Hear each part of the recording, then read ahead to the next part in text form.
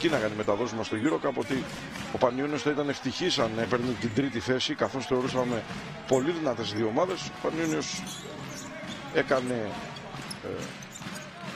ουσιαστικά υπέρβαση, περνώντας πολύ εύκολα και διεκδικώντας απόψε μέχρι και την πρώτη θέση. Ο Κυρίτσης πολύ έξυπνα αποφεύγει τον αντίπαλό του, τον πόσταρε, πήγε στην αντίθετη πλευρά, έφτασε τους 9 πόντους, 67-60. Έχω την εντύπωση ότι η ζημιά για τον Πανιόνιο τώρα γίνεται από την κακή ισορροπία του στην επίθεση. Δεν μιλάω για την τελευταία φάση που σκόραρε ο Κυρίτσης, αλλά για πολλές επιθέσεις του στην τρίτη περίοδο και όχι τόσο από την κακή του άμυνα.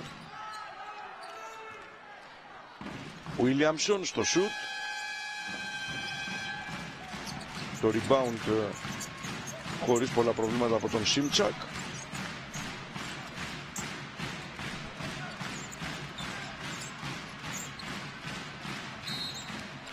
Φάουλ από τον Κις που έσπρωξε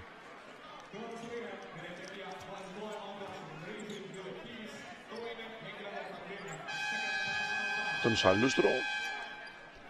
Πανιόνιος εκεί έχει μια ευκαιρία να χτυπήσει σε ένα mismatch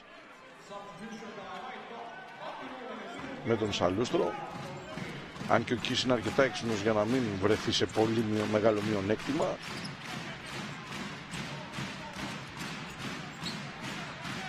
Πανιόνιος που έχει ξεκινήσει χωρίς τον Μακόλουμ, χωρίς φυσικά τον Κάρτερ που έχει από πολύ νωρίς 4 φάουλ. Ο Σίμτσακ προσπαθεί να σκοράρει, δεν τα καταφέρνει. Ρόμπινσον, φάουλ από τον Σίμτσακ, 2 βολές για τον Αμερικάνο της Λόιμα.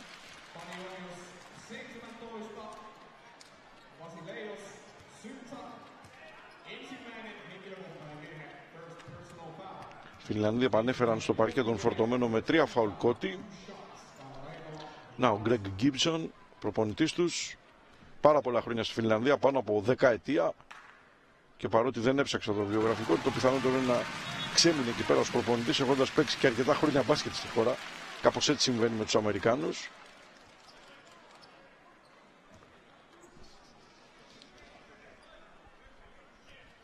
Ο Ρόμπινσον στους 15 πόντους.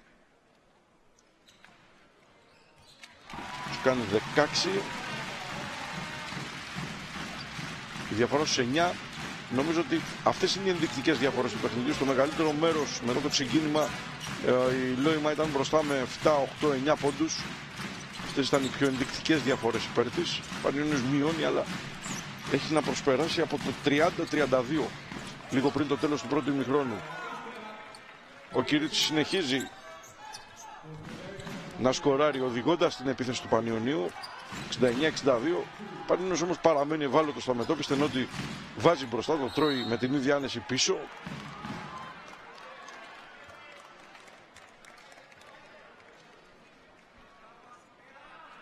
Αν δεν το νιώσουν στο σώμα τους οι Φινλανδοί και οι Αμερικάνοι των Φιλάνδων, τα τελευταία 8 λεπτά θα είναι πολύ δύσκολα.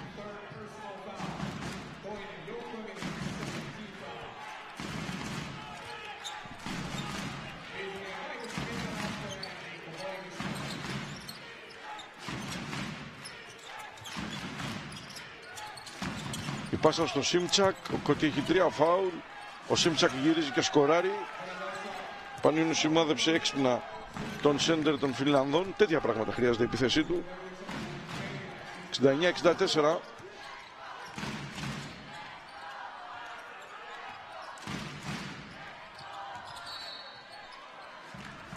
Φάουλ του Λάγκφορντ πάνω στον εξαιρετικά κινητικό Williamson.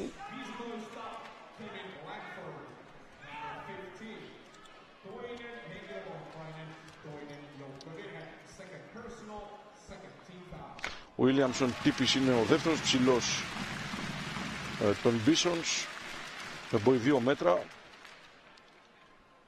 Σε αυτό το σχήμα τουλάχιστον, αλλά και στο αρχικό σχήμα, στην πρώτη πεντάδα που έπαιξε.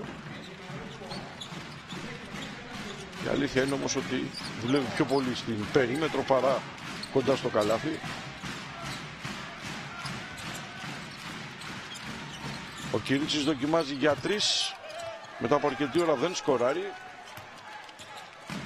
Φιλανδοί στο συν 6.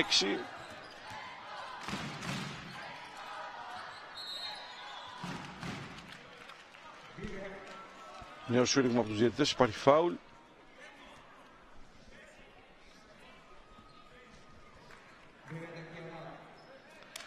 Δεν είναι φυσικά έξω από τη διεκδίκηση της νίκης σε καμία περίπτωση, αλλά χρειάζεται να κάνει το κάτι παραπάνω, αυτό που δεν έχει κάνει μέχρι τώρα, και αυτό ειδικά που δεν έκανε στην τρίτη περίοδο, διάστημα που δέχτηκε 30 πόντους από τους συνολικά 70 που γράφει τώρα το παθητικό του.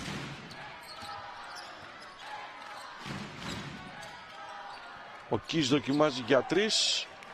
Παίχτες της Λόιμα είναι καλοί στο επιθετικό rebound. Το απέδειξαν εδώ που πήγαν όλοι μαζί και 4 και πίεσαν. Εκεί που πήγε η μπάλα ήταν 2 δικοί τους παίχτες και κανείς σχεδόν του Πανιωνίου σε θέση να πάρει το rebound. Ένα ακόμη άστοχο σούτ όμως. Αυτή τη φορά ο Σίμτσακ παίρνει το rebound αγκαλιάζοντας την μπάλα, για να σιγουρευτεί ότι δεν θα γίνει κάποιο λάθος, δεν θα πεταχτεί κάποιο χέρι να του την πάρει. Κυρίτσης επιμένει, γυρίζει, αλλά εδώ τον έχει διαβάσει πια η άμυνα. Τον σταματάει ο Κοϊβίστο. Νομίζω ότι και ο Κυρίτσης δεν πρέπει να πέσει στην παγίδα που έπεσαν οι συμπαίχτες του νωρίτερα. Στην πλάτη της άμυνας και μετά το λάθος άλμα του Σίμτσακ μαζεύει το rebound ο Κις. Κότι έξυπνα, πολύ έξυπνα,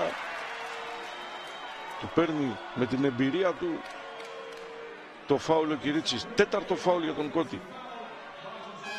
Δείτε εδώ, ο Κυρίτσης είχε μειονέκτημα, έμεινε όμως και πολύ έξυπνα, μόλις τον ακούμπησε ο Κότι με το αριστερό χέρι, έπεσε. Τέταρτο φάουλ για τον Κότι που βγαίνει από το παιχνίδι.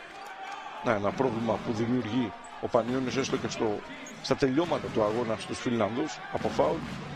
Θυμίζουμε ότι ο Πανιώνιος έχει το δικό του πρόβλημα με τον Κάρτερ, φορτωμένο με 4 από πολύ νωρίς. Έκανε 3, ξεκίνησε το δεύτερο ημίχρονο, δεν πρόλαβε να παίξει το 1 λεπτό, έκανε το τέταρτο και έκτοτε κάθεται στον πάγκο.